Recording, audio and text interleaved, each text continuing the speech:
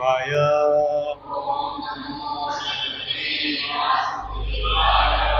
ओम नमो भगवते वासुदेवाय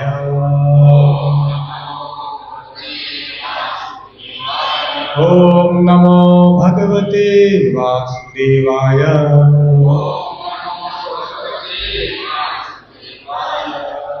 नारायणं नमस्कृत्यं नरं चैव नरोत्तमं देवीं सरस्वतीं व्यासं ततो जयमुदीरय नष्टप्रायेषु भद्रेषु नित्यं भागवत सेवया भगवती उत्तम श्लोके भक्तिर्भवति नैष्ठिकी।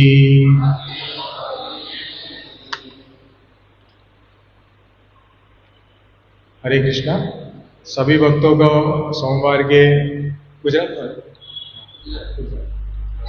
तो બધા ભક્તોનું હાર્દિક સ્વાગત છે। આ સોમવારનો પ્રોગ્રામ જે ચાલી રહ્યો છે એ પ્રોગ્રામમાં જે આપણે ભગવદ્ ગીતા પર પ્રવચન કીર્તન અને શાસ્ત્રાર્થ કરીએ છીએ, ખૂબ જ ઇમ્પોર્ટન્ટ આસ્પેક્ટ છે આપણા લાઈફનો। તો આજે આપણે એવો જ એક શ્લોક લઈશું, અધ્યાય 2 ગીતાનો સાર, શ્લોક સંખ્યા 34। પહેલાં હું એક એક શબ્દ બોલીશ, પછી આખો શ્લોક, ત્યાર પછી શબ્દાર્થ, અનુવાદ અને ભાવાર્થ। અકીર્તિમ ચાપી ભૂતાની કથયસન્તિ તે અવ્યયા સંભાવિતસ્ય ચ અકીર્તિઃ મરણાत् અતિરિચ્યતે અકીર્તિં ચાપી ભૂતાની કથયસન્તિ તે અવ્યયા સંભાવિતસ્ય ચ કીર્તિં મરણાદ్ અતિરિચ્યતે અકીર્તિં ચાપી ભૂતાની કથયસન્તિ તે અવ્યયા સંભાવિતસ્ય ચ કીર્તિં મરણાદ్ અતિરિચ્યતે। अनुवाद एवं तात्पर्य हिंद डिवाइन ग्रेस श्री भक्तिवेदांत स्वामी श्रील प्रभुपाद जी के द्वारा। श्रील प्रभुपाद की। अकीर्ति अपयश च वड़ी अपि ते शिवाय भूतानी बधा लोको कथयश्यन्ति कहसे ते तारा अव्ययाम हमेशने माटे संभावितस्य सम्मान पात्र व्यक्ति माटे च पण अकीर्ति अपयश मरणा मृत्यु सुधी पण अतिरिच्यते वधारे होय छे। अनुवाद लोको हमेशा तारा अपयशનું વર્ણન કરતા રહેશે અને સન્માન પાત્ર વ્યક્તિ માટે અપયશ તો મૃત્યુથી પણ વધારે ખરાબ છે। ઓમ જ્ઞાનતિમિરાંધસ્ય જ્ઞાનાંજનશલાકયા ચક્ષુરુન્મિલિतं તસ્मै શ્રી ગુરુવે નમઃ। નમો વિષ્ણુપાદાય કૃષ્ણપૃષ્ઠાય ભૂતલે શ્રીમદ્ભક્તિવિકાસ સ્વામિને નામિને। નમો વિષ્ણુપાદાય કૃષ્ણપૃષ્ઠાય ભૂતલે શ્રીમદ્ભક્તિવેદાંત સ્વામિને નામિને। નમસ્તે સારસ્વતે દેવે ગૌરવાણી પ્રચારિણી निर्विशेष शून्यवादी पाश्चात्य देश तारिणी।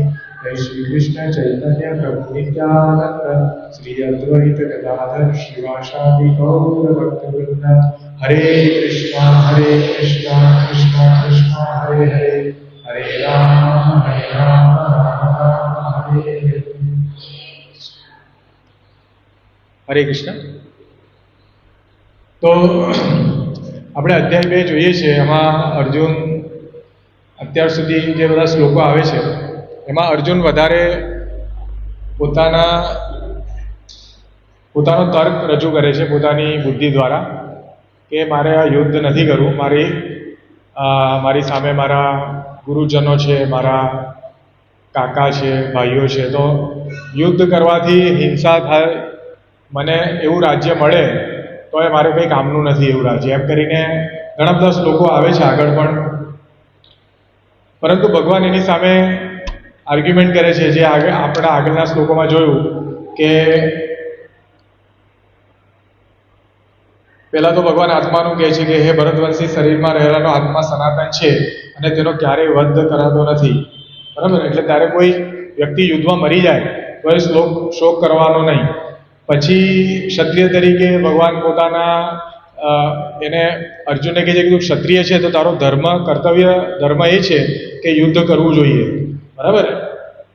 એનાથી વધુ સારું ઉદ્યમ કોઈ નથી. એટલે એમને પોતાનો ધર્મ સમજાવે છે ભગવાન. પછી સ્વર્ગનું પણ કહે છે કે હે પાર્થ, ક્ષત્રિયો માટે સ્વર્ગલોકના પ્રવેશદ્વારો ઉગાડનારા યુદ્ધના આવા અવસરો અનાયાસે પ્રાપ્ત થાય છે, તે ખરેખર ધન્ય છે. એટલે ક્ષત્રિયો માટે તો યુદ્ધ જે છે એ સ્વર્ગનું દ્વાર ઉગાડનારું છે, કે જીવન દરમિયાન, ક્ષત્રિયોના જીવન દરમિયાન કોઈ યુદ્ધ થાય અને એમાં ક્ષત્રિય પોતે પોતાનું યુદ્ધનું કર્તવ્ય કરે અને પોતાના દેશને બચાવે તો એનાથી ક્ષત્રિયોને સ્વર્ગની પ્રાપ્તિ થાય છે. પછી ભગવાન 33મા શ્લોકમાં કહે છે કે જો યુદ્ધ કરવાના તારા સ્વધર્મનું આચરણ નહીં કરે તો પોતાના કર્તવ્યની ઉપેક્ષા કરવાનું પાપ ફળ મળે અને તેનાથી યુદ્ધા તરીકેની તારી કીર્તિ પણ ગુમાવી પડે. એટલે જે રીતે અર્જુનના તર્ક હતા એની સામે ભગવાન આગળના બધા શ્લોકોમાં અર્જુનને સમજાવે છે કે યુદ્ધ એ જ કલ્યાણનો માર્ગ છે અત્યારે હાલની પરિસ્થિતિમાં. એટલે તું કર. અને છેલ્લે આ શ્લોક અંતિમ નિર્ણય આપી દે છે ભગવાન કે જો તું યુદ્ધ નહીં કરશે તો તારું મૃત્યુ કરતાં પણ વધારે ખરાબ ગતિ, જેને અપયશ કહેવાય. ચાણક્ય પંડિતે એવું કહ્યું છે કે મૃત્યુ તો એકવાર મારે જીવનમાં, પરંતુ અપયશ છે તે વારંવાર મારતું હોય.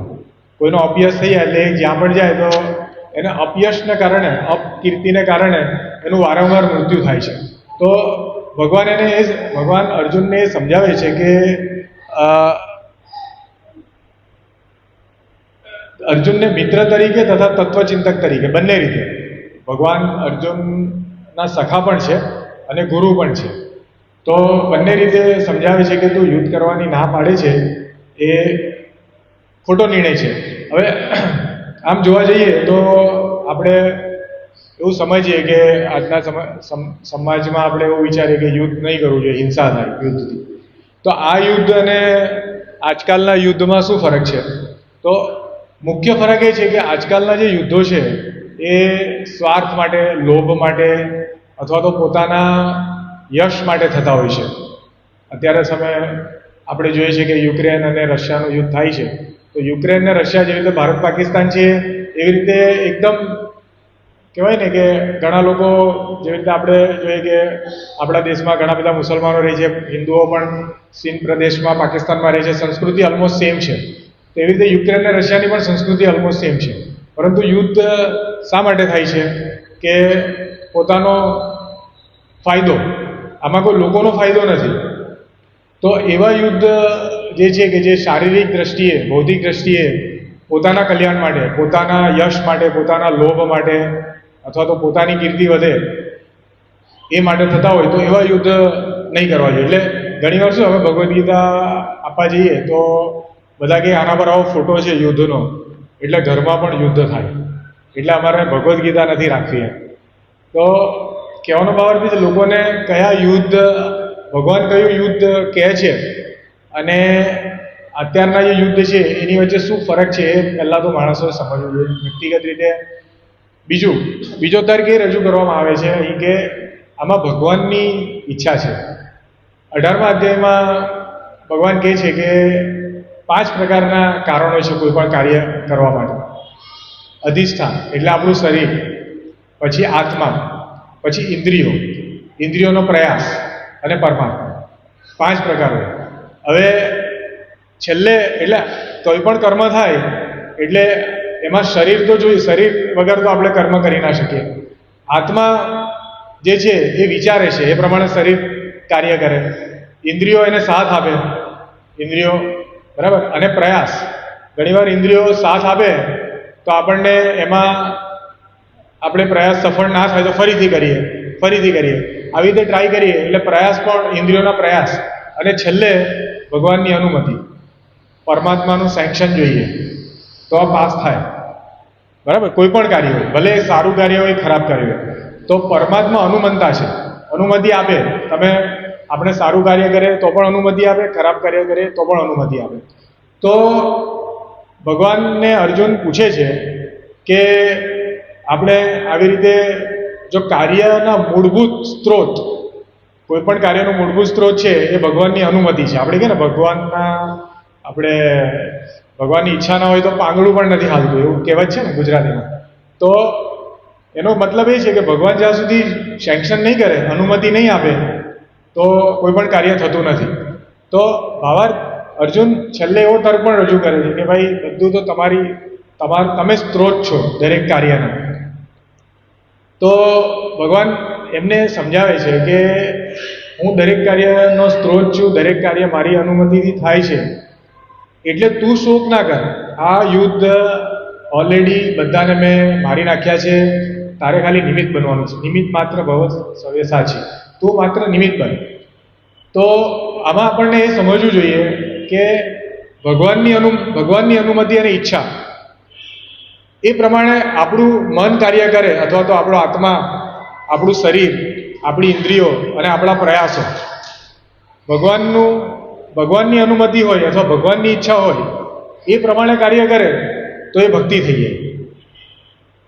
ખ્યાલ આવે છે? એટલે અર્જુન માટે યુદ્ધ પણ ભક્તિ છે. કેમ?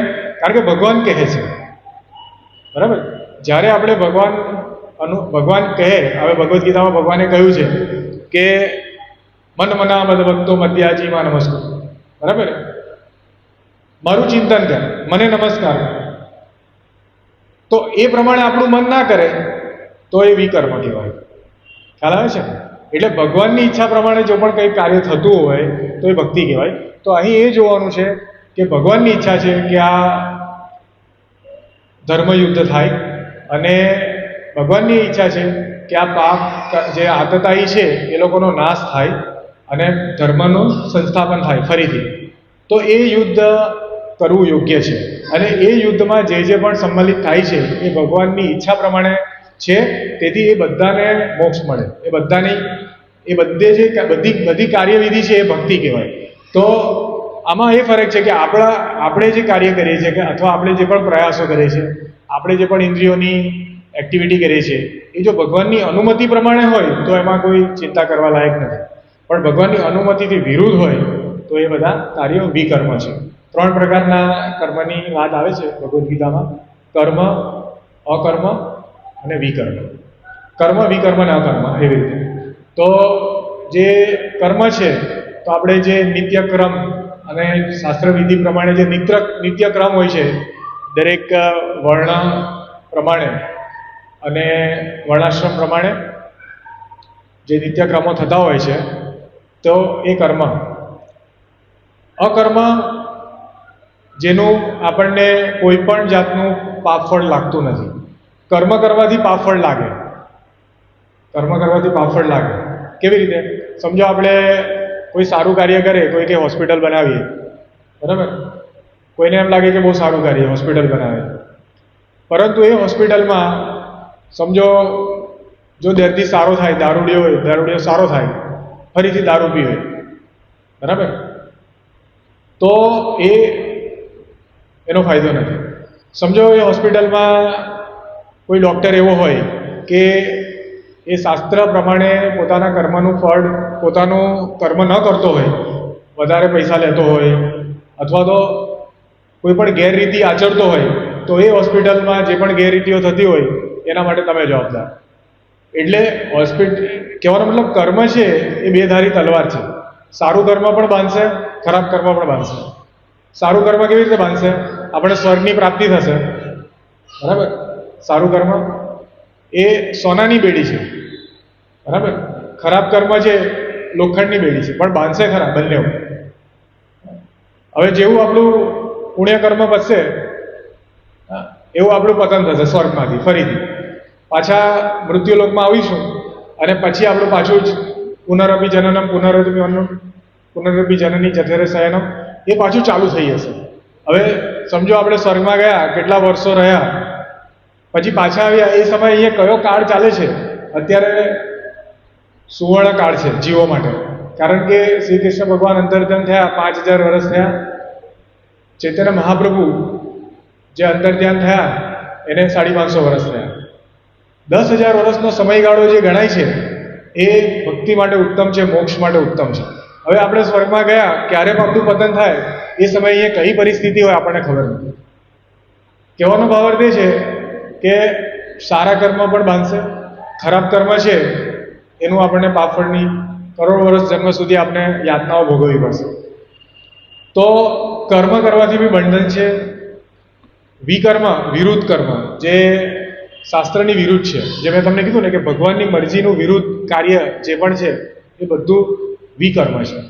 ભગવાનની મરજી જાણવી હોય તો ભગવદ્ ગીતા આપણે વાંચવી પડે, ભગવદ્ ગીતા આપણે સમજવી પડે કે ભગવાનની મરજી શું છે. આખી ભગવદ્ ગીતા ભગવાનની મરજી જ છે. ભગવાન કે આમ અર્જુનના માધ્યમથી આપણને કહે છે કે કેવી રીતે જીવન જીવવું જોઈએ. ભગવાન કહે છે કે પત્ર પુષ્પમ ફલમ તો યો મેં ભક્તા પર છે. આપણે શું ખાવું જોઈએ? પત્ર પુષ્પ ફલમ એટલે ફળ, તોયમ એટલે પાણી. એ ભગવાનને અર્પણ કરીને ભક્તિથી અર્પણ કરીને ખાવું જોઈએ. તો ભગવાન આપણને જણાવી દે છે કે ભાઈ માંસાહાર નહીં કરવું જોઈએ, કારણ કે જે વસ્તુ ભગવાનને અર્પણ નથી થતી એ વસ્તુ આપણે નહીં ખાઈ શકીએ. એવી રીતે શું ખાવું જોઈએ, કેવી રીતે રહેવું જોઈએ, ભગવાન બધી રીતે સમજાવે છે કે આ જીવન પદ્ધતિ શૈલી શું છે આપણી. મનુષ્ય જન્મ લીધો તો એના માટે આપણે શું કાર્ય કરવું જોઈએ મનુષ્ય જન્મ લઈને, એ ભગવાન આપણે ભગવદ્ ગીતાના માધ્યમથી આપણને અર્જુનને કહીને આપણને સમજાવે છે. તો એ ભગવાનની મરજી છે. આપણે ભગવાનની મરજીથી કાર્ય કરશું તો આપણી, કહેવાનો મતલબ કે આપણું જે મનુષ્ય જીવન છે એ ઉન્નત બનશે. આપણે જોઈએ છે ઘણીવાર આપણને લાગે કે આ કહેવાય કે શાસ્ત્રમાં આ બધું લખ્યું છે, પરંતુ એનું આજે લોકોને છે પ્રમાણ શું છે? આજે લોકોને એવું છે કે પ્રમાણ જોઈએ, દરેક વસ્તુનું પ્રમાણ જોઈએ. તો એ રીતે શાસ્ત્રનું જે પ્રમાણ છે એ શબ્દ પ્રમાણ છે. શાસ્ત્રનું પ્રમાણ કેવું છે? શબ્દ પ્રમાણ છે. અને શબ્દ પ્રમાણ એટલે એ ક્યારે, શબ્દ પ્રમાણ એવું છે કે જેવી રીતે આપણા પિતાજી કોણ છે તો એ આપણી માતા જ જણાવી શકે, એમાં પ્રૂફ ના હોય. તો એવી રીતે શબ્દ પ્રમાણ છે કે ભગવાન જે આપણા પિતા છે એ આપણે સ્તુતિ દ્વારા, સ્મૃતિ જે શાસ્ત્રો છે આપણી માતા સમાન છે, એ આપણને સમજાવે છે કે આપણા પરમપિતા કોણ છે. તો એ શબ્દ પ્રમાણ છે. અત્યારે જે વૈજ્ઞાનિક પ્રમાણો છે એ વૈજ્ઞાનિક પ્રમાણો બદલાતા રહે છે. સમજો જે પદ્ધતિ વર્ષો પહેલાં સાચી હતી, વૈજ્ઞાનિક પદ્ધતિઓ, તો આજે એમ કહેવાય છે કે ના, અત્યારે એ વસ્તુ આપણે નકારીએ છીએ. બીજી કોઈ વસ્તુ આપણે જોઈએ છે કે સૌથી પહેલાં લોકો બળદગાડી ઉપયોગ કરતા હતા, પછી petrol, diesel, solar, electric vehicle, બરાબર. તો નવું આવે છે અને એવું કહેવામાં આવે છે કે પહેલી વસ્તુ જે હતી તેમાં કંઈક ગરબડ હતી, એટલે આ નવું છે એ વધારે સારું છે.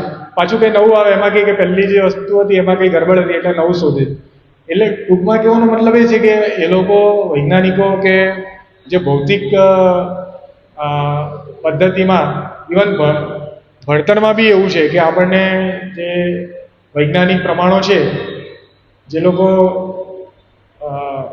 સમજે છે કે પહેલાં ન્યૂટોનિયન ફિઝિક્સ હતું, જે ન્યૂટનના આધારિત હતું.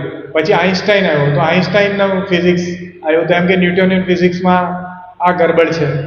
ત્યાર પછી અત્યારે હિગ્સ બોસોન, ગોલ્ડ પાર્ટિકલ, નવું સાયન્સ આવે છે. તો એને કીધું કે પ્રકાશની ગતિ કરતાં પણ ફાસ્ટ ગતિ કરી શકે એવા પાર્ટિકલ્સ છે. કહેવાનો મતલબ કે આઇન્સ્ટાઈને કીધું કે પ્રકાશની ગતિથી કોઈ પાર્ટિકલ ફાસ્ટ નથી, કોઈ પણ અણુ પ્રકાશની ગતિથી ફાસ્ટ નથી જતું. આવી રીતે 50-100 વર્ષે નવું આવે છે, બદલાય છે. પરંતુ શાસ્ત્ર જે વેદવ્યાસ રચિત જે શાસ્ત્ર છે એ આજે પણ સાચા છે. આજે ભગવદ્ ગીતાના એક શબ્દ આપણે જીવનમાં ઉતારીએ તો આપણે આજે પણ એ વસ્તુ એ પ્રમાણ છે. આપણે જો શીલ પ્રભુપાદ કહે છે કે શબ્દ શાસ્ત્રનું પ્રમાણ છે, એના માટે આપણે જો આપણે જીવનમાં ઉતારીને જોવાનું છે. અને આજે ઘણા બધા કથાકાર હોય છે, મોટા મોટા કથા કરે છે. આપણે જોઈએ છે અહીંયા વધારે આવે છે સૌરાષ્ટ્ર, આપણે આ બાજુ અમરોલી, એ લોકો કથા કે લોકો બહુ ભાવાવેશમાં આવી જાય થોડા સમય માટે, પણ પાછા જેવા કથા પતે એટલે પાનમાં બીડી ચાલુ. તો કહેવાનો ભાવ છે કે જ્યાં સુધી આપણે શાસ્ત્રનું વચન આપણે પોતે ઉતારશું નહીં તો એનું પ્રમાણ આપણને ખબર નહીં પડશે, એને આત્મસાત કરવું પડે. તો જ્ઞાનમ તેહમ સ વિજ્ઞાનમ ઇદમ રક્ષામી હશે. ભગવાન કહે છે કે મેં આ જ્ઞાન ને વિજ્ઞાન બંને વસ્તુ, જ્ઞાન એટલે થિયોરિટિકલ નોલેજ, વાંચન જે કરીએ ને આપણે, વિજ્ઞાન એટલે પ્રેક્ટિકલ નોલેજ, જેનું આપણે પ્રયોગાત્મક રીતે આપણે એનું પ્રમાણ શોધી શકીએ પ્રયોગથી. તો જ્ઞાનમ વિજ્ઞાનમ બંને વસ્તુ ઇદમ વક્ષ્યામી હશે સદા.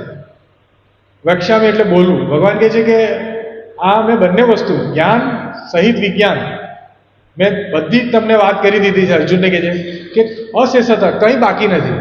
એટલે ભગવદ્ ગીતા ભગવાન કહે છે કે પૂર્ણ છે. અશેષતા એટલે શું? કંઈ પણ વસ્તુ બાકી નથી. ઘણા લોકો કહે ને કે હવે અમુક સંપ્રદાયમાં આપણે એવું જોઈએ કે આપણે કહીએ કે આ ભગવદ્ ગીતા છે, ના અમારી ભગવદ્ ગીતા અલગ છે. આ ભગવદ્ ગીતામાં તો બધું રોંગ છે, અમે અલગ કાઢી છે. એટલે તો પછી ભગવાન એવું નહીં કહેતે કે ઇદમ રક્ષામી અશેષતા, કે આમાં મેં બધું વસ્તુ પૂર્ણતાથી જણાવી દીધું છે. એટલે કહેવાનો ભાવ છે બધા લોકોએ આમાં જો ભગવદ્ ગીતાનું પાલન અક્ષરશઃ કરે અને એના ભાવાર્થો જે એના મૂળ રૂપે એના ભાવાર્થોનું અનુસરણ તો એ પ્રમાણ આપણને અંદરથી આત્મસાક્ષાત્કાર છે. આપણે આપણી પૂર્ણ અવસ્થાને પ્રાપ્ત કરીશું. પૂર્ણ અવસ્થાને પ્રાપ્ત કરીશું એટલે શું? કે આપણે ભગવાનના દાસ છીએ એની અનુભૂતિ થશે. આપણને આપણી ઇન્દ્રિયોનું મૂળભૂત કારણ ખબર પડશે કે ઇન્દ્રિયો, ભાગવતમાં આવે છે 3જા સ્કંદમાં, કે આપણી ઇન્દ્રિયોનું સર્જન કેવી રીતે થયું છે. આખું દેવપુરુષનું સર્જન છે, એમાં ઇન્દ્રિયોનું સર્જન, આંખનું, કાનનું, નાકનું સર્જન આવે છે. તો બધી ઇન્દ્રિયોનું સર્જન, દાખલે કાનનું સર્જન છે એ માત્ર ને માત્ર આપણે ભગવાનના શાસ્ત્રોનું શ્રવણ કરી શકીએ એટલે થયું છે. ભગવાને કાન આપણે એટલા આપેલા છે, આપણે આંખ આપણે એટલે આપી છે કે આપણે ભગવાનના દર્શન કરી શકીએ. એ બીજી વાત છે કે આપણે એનો સદુપયોગ નથી કરતા. જેવી રીતે જ્યારે આપણે ભૌતિક શરીર ધારણ કરીએ છીએ આપણે, તો આપણામાં ભૌતિક શક્તિઓને કારણે, માયાશક્તિને કારણે જે ભગવાનની બહિરંગા શક્તિ છે એના લીધે વિકૃતિ પેદા થાય. આપણે વિકૃત સ્વરૂપમાં આપણે ઇન્દ્રિયોનો ઉપયોગ કરીએ છીએ.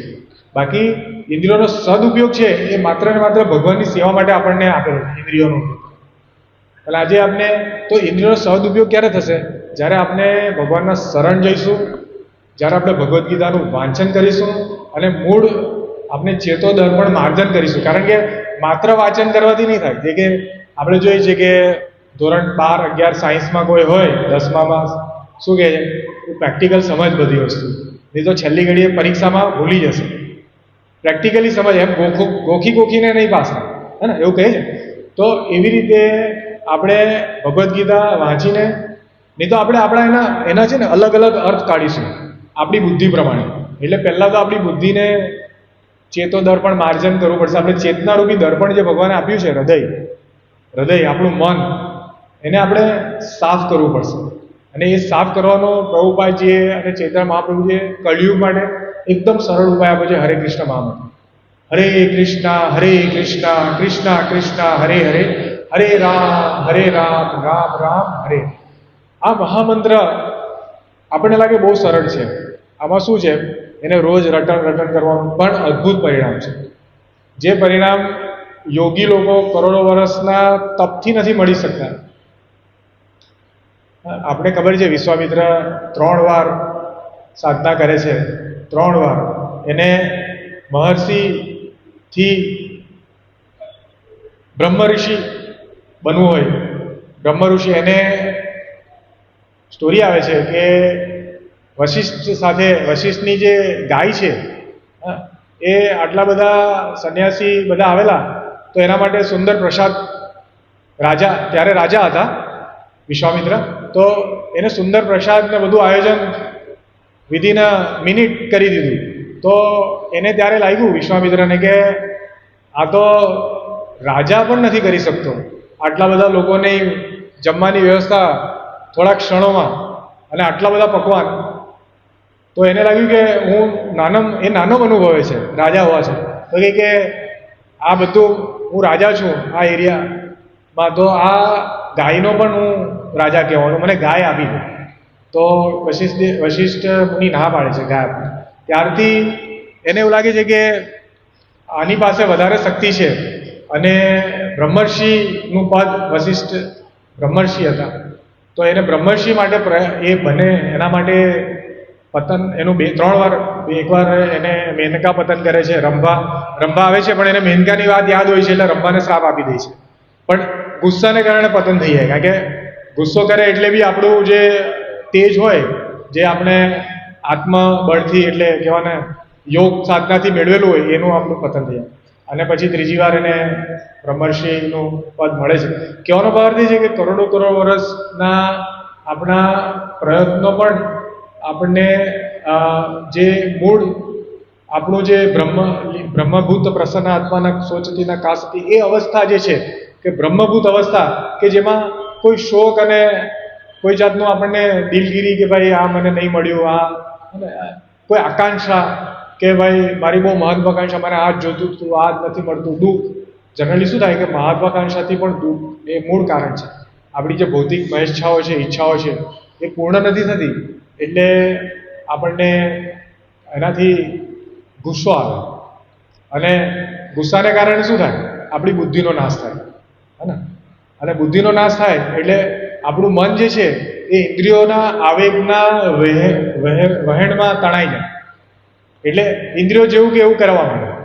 બુદ્ધિ વચ્ચે છે ને એ એવી વસ્તુ છે બુદ્ધિ, કે ઇન્દ્રિયોને એની રીતે નહીં કામ કરવા દે, હે ને.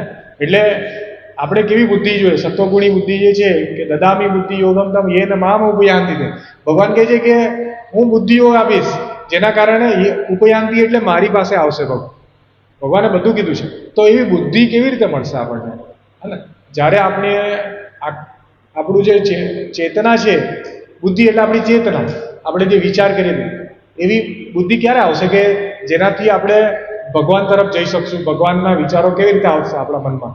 તો એના માટે શ્રીલ પ્રભુપાદજી કહે છે કે કશું કરવાની જરૂર નથી. તમારી જે પરિસ્થિતિ છે, સ્થાને સ્થિતા સુધી કરતા, તમે જે સ્થિતિમાં છો, જે પરિસ્થિતિમાં છો, માત્ર હરે કૃષ્ણ મહામંત્ર છે એ ચાલુ કરો. એની 16 માળા જે છે સ્પષ્ટ રીતે બોલવી જોઈએ. શરૂઆતમાં એવું બને કે 16 માળા એક સાથે નહીં થાય, તો આપણે સવારે જેટલી માળા થાય એટલી બાકી રહેતો.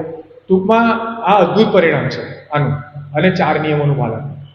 જેવી રીતે ને દવા અને પરેજ, તો નશો, વ્યભિચાર, જુગાર, માંસાહાર, આ 4 જે છે મુખ્ય કહેવાય ને કે અધર્મના પાયા છે 4, બરાબર. જે માંસાહાર કરવાથી દયાનો નાશ થાય. દયા એક ધર્મનો સ્તંભ છે, 4 સ્તંભમાંથી દયા. તો માંસાહાર જે છે આજે બહુ સહજ બની ગયું. જ્યાં જોતા ઈંડાની લારી, જ્યાં જોતા મરઘી, મટન, અને લોકો નાના બાળક હોય એના માતા પિતા ખાતા હોય, બિચારો અનાયાસે પાપ કર્મ કરે નાનપણથી. એટલે ભગવાન કહે છે કે જો પુણ્ય કરશું, એકવાર પણ આપણે હરે કૃષ્ણ મહામંત્ર લઈશું, આપણી કોઈ સુકૃતિ થશે, કોઈ ભક્તો ગાતા હશે ને આપણે સાંભળી લઈશું, તો આપણો બીજો જન્મ છે સુકૃતિવશ, આપણો બીજો જન્મ બ્રાહ્મણ કુટુંબમાં થાય, અથવા તો જ્યાં માંસાહાર ના થતો હોય એવા કુટુંબમાં થાય, જેથી આપણને ભક્તિનું જ્ઞાન ઝડપથી પ્રાપ્ત કરી શકીએ આપણે. તો કહેવાનો ભાવ એ છે કે માંસાહાર એ આજનો કળિયુગનું, જેમ જેમ કળિયુગ પ્રકાશિત થશે ને એમ તેમ આ 4 વસ્તુ વધશે દિવસે દિવસ. અને આપણે જોઈએ છે. અને એ બુદ્ધિ ક્યાંથી આવી? આપણે આજે શ્રીલ પ્રભુપાદજીના શરણમાં છે, ચેતન મહાપ્રભુના શરણમાં છે, હરે કૃષ્ણ મહામંત્રના માધ્યમથી, ને જેથી કરીને, અને ખૂબ જ કહેવાય ને કે આજે કળિયુગમાં આપણને ભાગ્યે જ આવું જ્ઞાન મળે જે ગુરુ પરંપરામાં હોય. બહુ ભાગ્ય. કારણ કે 99.9% અધર્મ. કેવી રીતે? ધર્મના નામે અધર્મ. એટલે એમાં તાંત્રિક, બરાબર, તાંત્રિક વિધિઓ, પછી બધા કહેવાય ને કે એવા ધર્મ કે જેનો કોઈ શાસ્ત્ર સાથે નિસ્બત નથી, કોઈ મનગણત,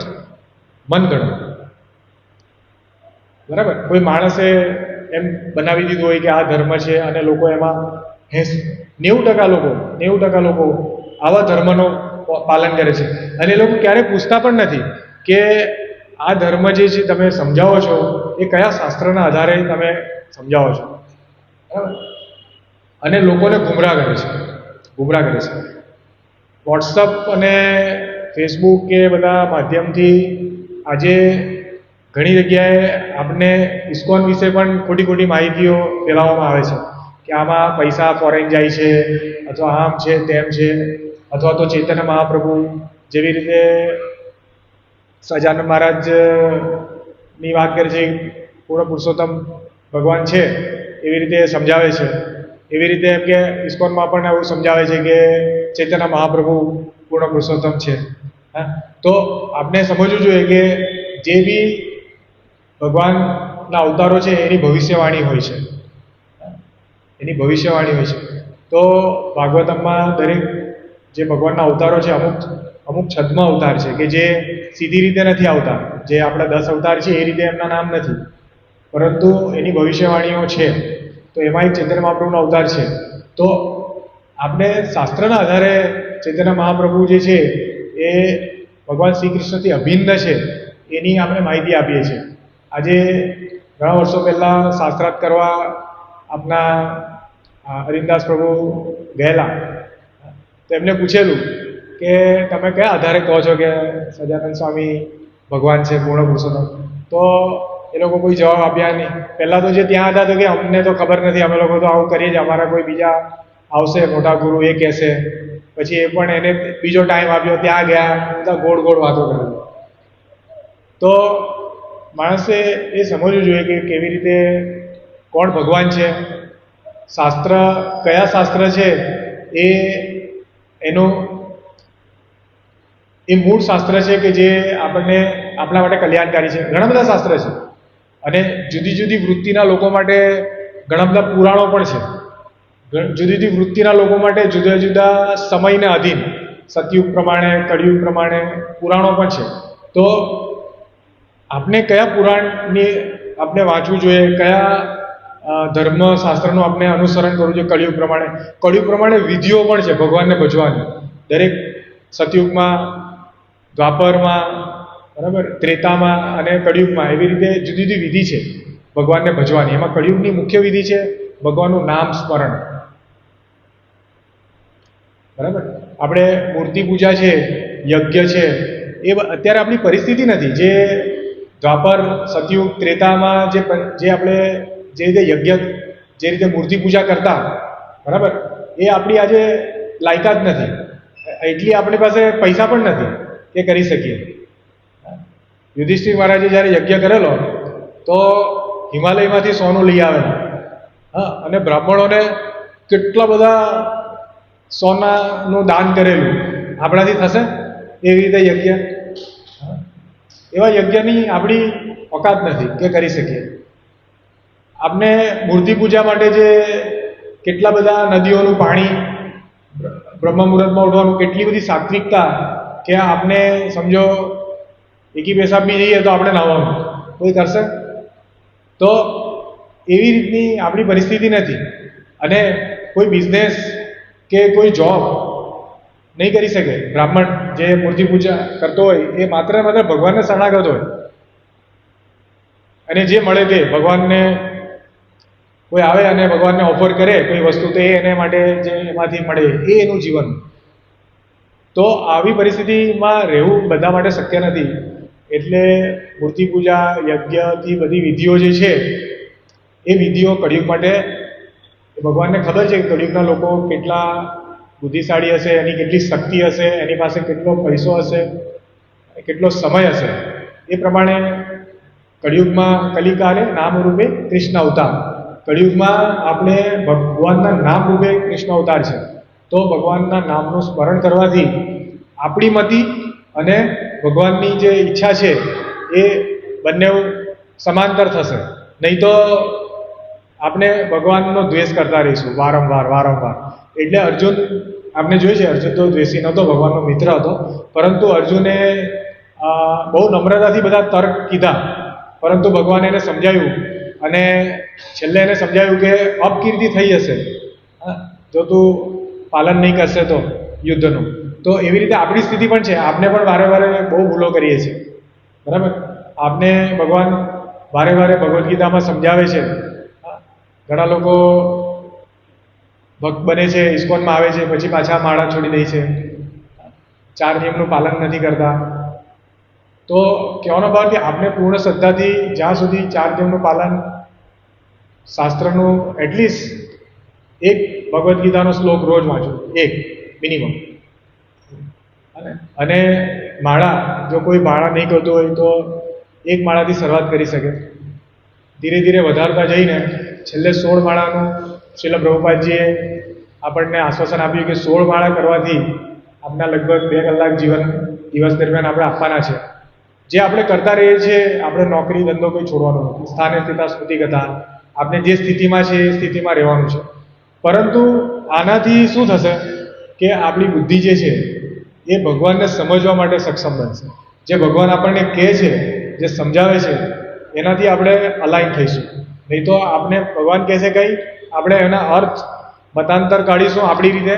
જે બીજા બધા કેતવ ધર્મ કરે છે, જે આજકાલના જે ધર્મો છે એ આવું જ કરે છે. જે માયાવાદી લોકો છે, આપણને લાગશે કે ભગવાનની જ વાત કરે છે, પરંતુ છેલ્લે ભગવાન નિરાકાર છે. એટલે બહુ ધ્યાન આપવું જોઈએ આપણે. અને બધાને નમ્ર વિનંતી છે, આપણી પાસે સમય બહુ ઓછો છે. ક્યારેક મૃત્યુરૂપી આવીને આપણે હરી લેશે. જીવનનું મૂળ સત્ય છે એ આપણે સમજવું છે કે મૃત્યુ થવાનું જ છે બધાનું. તો આપણે કેવી રીતે જીવન જીવવું જોઈએ, ભગવાને એનું બધું આપણે ભગવદ્ગીતા માધ્યમથી સમજાવ્યું છે. આજે અમારા જ, હું જ્યાં કોલેજમાં જોબ કરું છું, અમે લોકો 27 ફેકલ્ટી છીએ અમારા ડિપાર્ટમેન્ટમાં. એમાંથી એક ફેકલ્ટી જે હમણાં જ લાગ્યો, લગભગ 35 વર્ષનો હશે, એને આજે કેન્સર ડિટેક્ટ થયું આજે જ. તો કહેવાનો મતલબ, આપણે પણ અત્યારે આપણને લાગે છે કે નહીં, હું તો કંઈ જ નથી, હું તો બહુ સારો છું. ક્યારે સમય બદલાય આપણને ખબર નથી. એવી પરિસ્થિતિ આવે એ પહેલાં આપણે કંઈ ગુમાવવાનું તો છે. આપણે માત્ર ભગવાનનું નામ સ્મરણ કરવાનું છે, 4 નિયમનું પાલન કરવાનું છે અને ભગવાનને ઓફર કરીને આટલું કરવા માત્રથી આપણે જે અનલિમિટેડ ફાયદો થાય છે, પણ આપણે ખબર નથી પડતી આ વસ્તુ.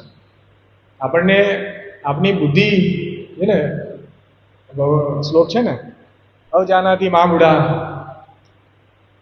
ભગવાન મૂઢા કહે છે આપણને કે આટલું બધું સમજાવે છે ભગવાન, તો પણ આપણે મૂઢા એટલે મૂર્ખ સ્વરૂપમાં આપણે સમજી નહીં શકતા. ને આપણે જે બીજા કોઈ બોલે છે, જે આપણને આપણી સાથે આવવાના બી નથી, જે આપણું ખરેખર હિત ઈચ્છે છે કે નહીં એ પણ આપણને ખબર નથી, પણ એમાં આપણે 100% વિશ્વાસ છે. પણ જે ભગવાનની વાણી છે એમાં આપણે શંકા છે, બરાબર. તો અર્જુનને બી શંકા ભગવાને જન્માવેલી.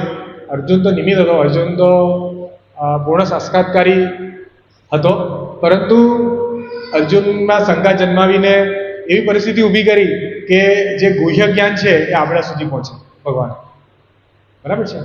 તો આ ગુહ્ય જ્ઞાનનું જેટલું આપણાથી જે ભગવાન શક્તિ આપશે, શરૂઆતમાં બહુ અઘરું લાગે, કડવું લાગે, સવારે ઉઠવાનું બ્રહ્મ મુહૂર્તમાં, બરાબર.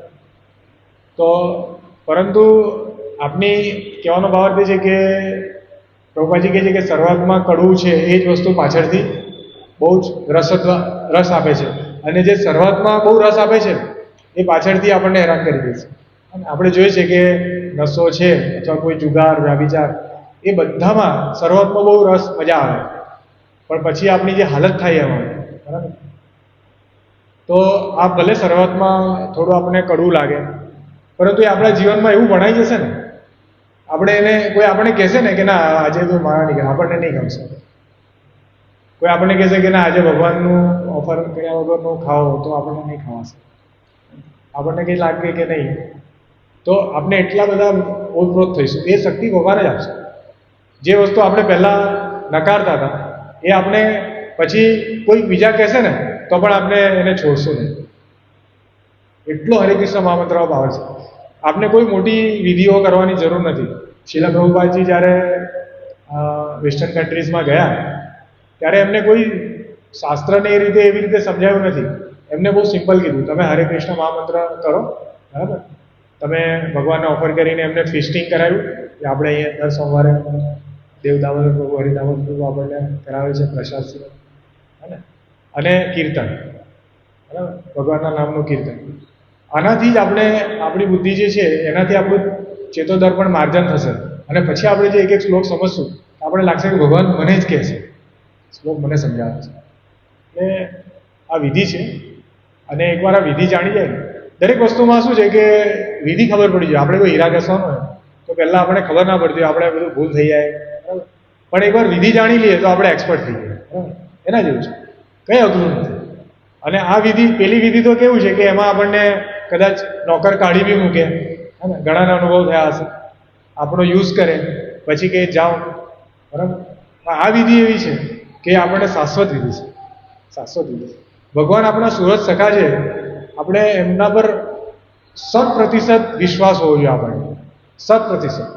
કારણ કે એનાથી વિશેષ સુરત સખા કોઈ નથી. આપણા ખુદના સગાવાલા બી ધારે તો પણ હવે આને કેન્સરથી તો કેવી ગયા, કોઈ એને રોકી ના શકે. એટલે એ આપણે અનુભવવાની વસ્તુ છે કે આપણા હિતકારી વિચારનારું કોણ છે આજે, એ વિચારવું, શાંતિથી વિચારવું. અને આપણે આ રસ્તો જેટલો ઝડપથી બને એટલો ઝડપથી, બહુ સિમ્પલ રસ્તો છે, કોઈ એમાં કોમ્પ્લેક્સિટી નથી, બરાબર. હરે કૃષ્ણ મંત્રનું એવું છે, સેવામુખી જીવાદો સ્વયં એવ સ્ફુરતિ. આપના જીવા પર સ્વયં ભગવાનના નામ સ્મરણથી ભગવાન આવી જશે. આ જે સેવા છે હરિનામ સંકીર્તનની, એ એટલી ઉન્નત છે કે ભગવાન સ્વયં એવ સ્ફુરતિ, ભગવાન આપણા જીવા પર આવી જશે. તો બધાને નમ્ર વિનંતી, આજે કળિયુગનો પ્રભાવ વધતો જાય છે. જેમ બને તેમ જલ્દીથી વિધિનું પાલન કરીને, વિધિ ભક્તિ ચાલુ કરીને કેવી રીતે આપણાથી પ્રેમા ભક્તિ સુધી વધાય, આગળ વધારે, એના માટે પ્રયત્ન કરવો જોઈએ. વ્યક્તિએ પ્રયત્ન કરવો જોઈએ. આપણને ઘણી અસફળતાઓ મળી શકે પણ આપણે પ્રયત્ન કરવો. જેવી રીતે આપણે ભૌતિક જગતમાં પણ એવું કરીએ છે ને, આપણે કરીએ, કોઈ ધંધામાં લોસ જાય, પાછું કરીએ. આમાં પણ એવું છે. શરૂઆતમાં માયાદેવી આપણી પરીક્ષા લેશે, પરાકાષ્ઠા સુધી પહોંચાડશે કે આ કેટલો ટકે છે. ભલભલા ઉડી ગયા છે, બહુ અઘરું છે. પરંતુ હરિનામથી આપણે ટકી રહીશું. હરિનામથી શુદ્ધ નામ આપણને ટકાવી લેશે. હરે કૃષ્ણ. કોઈ